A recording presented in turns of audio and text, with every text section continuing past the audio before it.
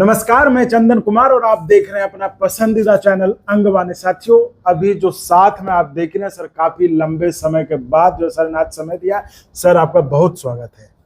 धन्यवाद आपको। सर, एक जो हमने खबर बताई थी लोगों को कि आपकी मुलाकात हुई है कैबिनेट सेक्रेटरी से, तो लोगों को भी काफी उत्सुकता है क्या कि उस मुलाकात में क्या बात हुई। 8वें वेतन के लिए बात किया या पेंशन यूपीएस पे कुछ बात किया? देखिए, दोनों बातें हुई हैं और दो अलग अलग मुलाकातें भी हुई हैं। अच्छा। एक मुलाकात में मैंने उनसे जो सारे केंद्र सरकार के कर्मचारियों की अंगविश है कि करीब करीब जो है वो 8 महीने से ज़्यादा हो गया है सरकार को ये घोषणा किए हुए कि 8वां वेतन आयोग बैठेगा, लेकिन अभी तक टर्म्स एंड रेफरेंस फाइनलाइज नहीं हुआ है और अभी तक कमेटी का गठन नहीं हुआ है। और टर्म्स एंड रेफरेंस के बारे में जेसीएम स्टाफ साइड से मीटिंग भी हो चुकी है। तो ये जो विलम्ब है वो केंद्र सरकार के कर्मचारियों को काफ़ी जो है वो तंग कर रहा है, क्योंकि ये पे कमीशन की जो रिपोर्ट है वो 1 जनवरी 2026 से लागू होनी है जी। तो लोग कहते हैं कि अभी तक जब कमेटी नहीं बैठी है तो ये 1 जनवरी 2026 से लागू कैसे होगा। अब अगर मैं ये मान लूँ कि चलो 2026 से नहीं लागू होगा और ये जो है वो 2027 से लागू 2027 में आएगी रिपोर्ट, तो फिर सवाल है लोगों के सामने आ जाता है कि फिर इसका जो अलाउंसेज हैं उनका क्या होगा। जी। मान लीजिए आप तनख्वाह तो बढ़ा देंगे 1 जनवरी 2026 से, लेकिन अलाउंसेज के बारे में आप कहेंगे कि अब आपका जब रिपोर्ट आएगी तब से देंगे।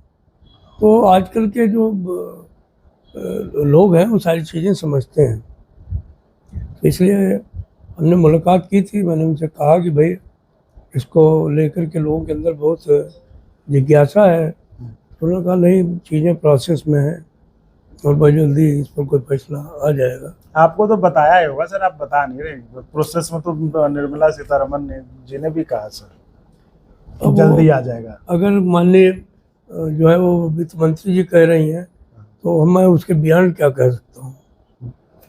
आपकी मुस्कुराहट बता रही सर कि सब पता आपको, लेकिन खैर सर, तो फिर और आपने कहा कि 2 चीज़ों पर मुलाकात हुई। दूसरी मुलाकात 8 तारीख को हुई थी, उसमें हमने उनसे ये बात कही है कि ये जो यूपीएस है इसमें बहुत सारे विषय हैं जो कि लोगों को जो है वो आहत कर रहे हैं।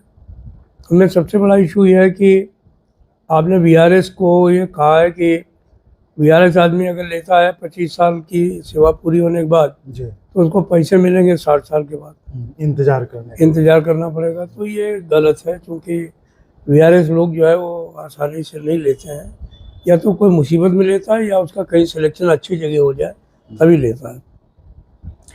तो इस पर मैंने उनको पत्र भी दिया है। उन्होंने कहा है कि इस पर विचार करेंगे। हमने उनको 2-4 और विषय में कहे। हमने कहा मान लीजिए कोई आदमी 25 साल की उम्र के बाद में रिटायरमेंट वारंटी ले ले और उसके बाद में उसकी 30 साल की उम्र में मृत्यु हो जाए, तो ये पैसा जो है सरकारी खजाने में जमा रहेगा, उसकी बेवा क्या करेगी। तो उन्होंने कहा ये विषय निश्चित तौर पर विचार नहीं है। हमने ये भी कहा कि इसमें लिखा हुआ है कि लीगली वैलिड वाइफ को मिलेगा, तो ये जो लीगल हायर का सिस्टम है सेटलमेंट ड्यूज देने के लिए, वो क्यों नहीं है, तो लीगल हायर होना चाहिए। तो ये सारी बातें हमने कही हैं। हमको लगता है कि निकट भविष्य में इसके बारे में कुछ फैसला भारत सरकार जरूर करेगी। तो कुछ लगा सर कि कुछ इस पे होने वाला है फैसला? हाँ, मुझे तो लगता है कि भारत सरकार ने बहुत सारे सुधार किए हैं पेंशन के मसले पर यूपीएस ला करके। तो इस यूपीएस में जितने भी सुधारों की गुंजाइश है, सरकार उनके प्रति सहानुभूतिपूर्वक विचार करेगी। तो सर एक और बचा वो 20 साल वाला, वो भी है, वो उसके बारे में भी बात की आपने या करेंगे कुछ? हो जाएगा, आगे पीछे वो भी हो जाएगा। अभी जब 56 में पेंशन आई थी तो सुधार में उस समय 33 साल उसकी जो है वो एलिजिबिलिटी क्राइटेरिया था, 33 साल पे पेंशन मिलेगी और उस समय 30% पेंशन मिलती थी। बाद में 20 साल लगे, लेकिन 20 साल की अवधि हो गई और 50% पेंशन हो गई। तो कोई चीज़ एक दिन में नहीं होती है, समय लगता है, धीरे धीरे बहुत सारी चीज़ें हो जाती हैं। अभी सरकार ने बहुत सारे अनाउंसमेंट्स किए, अनुकंपा का मतलब जिनकी मृत्यु हो जाएगी वो पार्टी पेंशन में आ जाएंगे, डेथ एंड ग्रेजुटी मिलेगी, उनको जो है वो टैक्स बेनिफिट। टैक्स बेनिफिट्स मिलेंगे। तो तमाम जब जब जो चीज़ें आ जाती हैं सामने, सरकार उन पर सुधार करती रहती है और लोगों को बताती रहती है। और JCM स्टाफ साइड का भी काम यही है कि जो चीज़ें कर्मचारियों की नॉलेज में आती हैं, हम लोग भी उनको सरकार के सामने पेश करते रहते हैं और उन पर कुछ न कुछ लाभ मिलने का काम होता रहता है।